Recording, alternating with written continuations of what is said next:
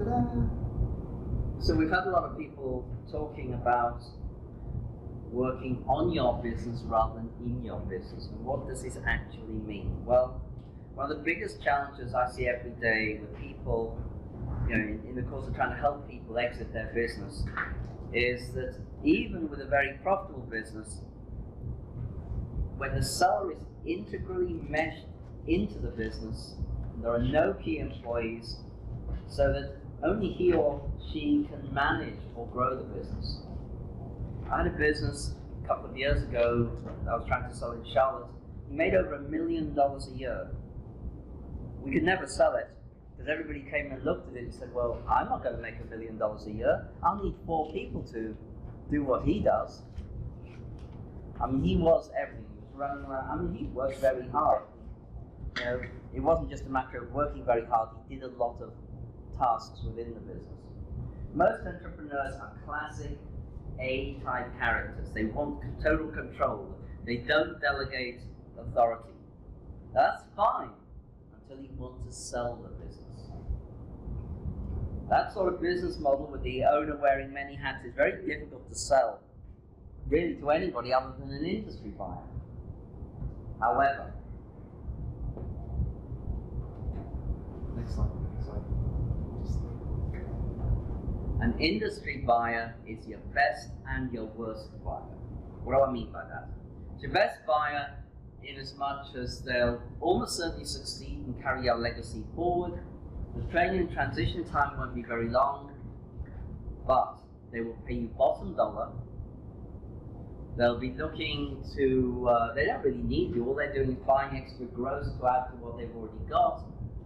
And they're probably looking to be firing some of your employees to make synergistic savings and make more money out of the same business. So, what is the solution? Basically, the advice is to subcontract as many of the hats that you wear as possible. Number one, don't try and do your own bookkeeping. There's plenty of people out in and around Las Vegas who are much better at doing it than you can do it, that can do it in a fraction of the time that it takes you, and also, what is your time worth? It's probably less per hour than paying a bookkeeper. So the very same argument goes for payroll, as we heard here from Alberto. It's another task that just eats up productive time.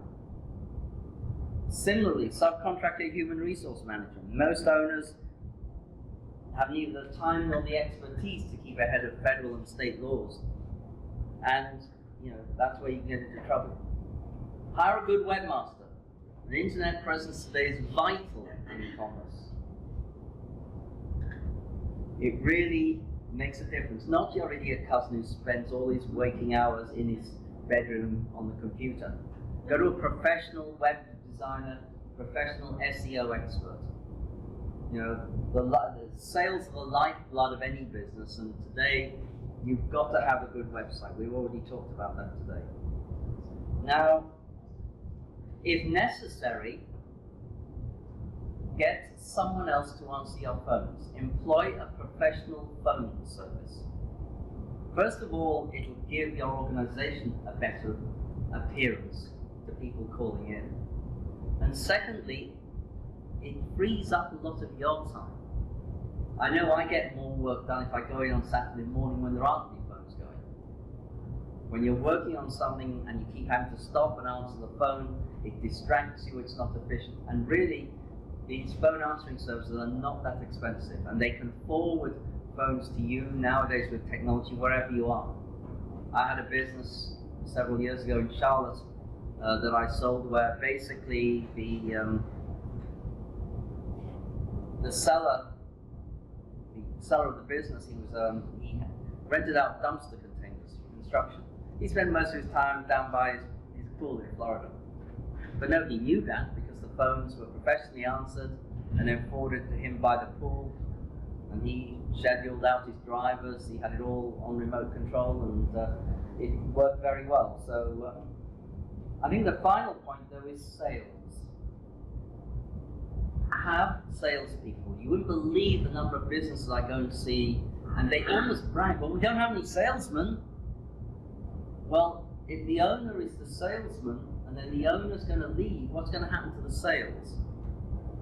Drop by 100%. Exactly. And don't be afraid to pay your salesmen. Incentivize them. Pay them on commission. What's good salesmen expect? And finally, in that regard, don't be cheap with them. I had a situation a couple of years ago, and I was looking at an HVAC company in Charlotte. They were very profitable. Their sales were ramping up. They were doing very well for the previous 3 years. And then when I must have been in there in about April or May of the next year, and the sales had dropped off the cliff. Husband and wife team wanting to sell the business, and I asked the husband, well, what happened to the sales? And he said, well, we got rid of the salesman. He was very evasive about it. So when I got the wife on her own, I said, well, what really happened about the salesman? He said, well, we got rid of him. My husband didn't like the fact he was making too much money. He was making more than he was. Then literally their sales had fallen off the cliff. But this guy had created his own business.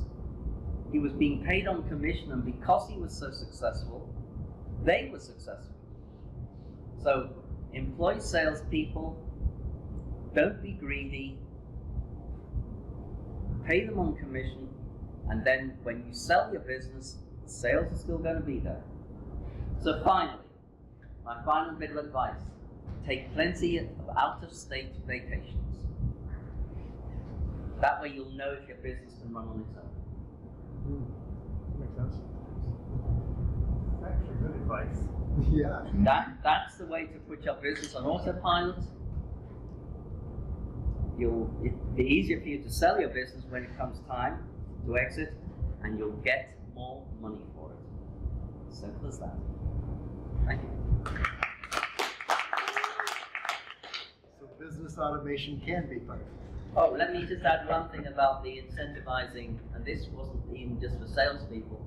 I sold a large produce wholesaler in New Orleans once. Biggest issue in the produce business is waste. And this company had basically got everybody from the top down to the lowliest guy who'd clean out the coolers, bought into them. They basically bonused everybody big time, especially at Christmas. It was all linked to the utility bills and wastage. And you'd find even very low-level workers yelling at other workers, close that door, be gentle with the peaches, we don't want to lose them, we don't want them all bruised. And the whole company was infused with this culture. Well, we've got to get our Christmas bonus. And it really worked. I mean, very high quality product, they made a lot of money. But anyway. Pretty cool. Okay, so incentivize. Incentivize, that's it.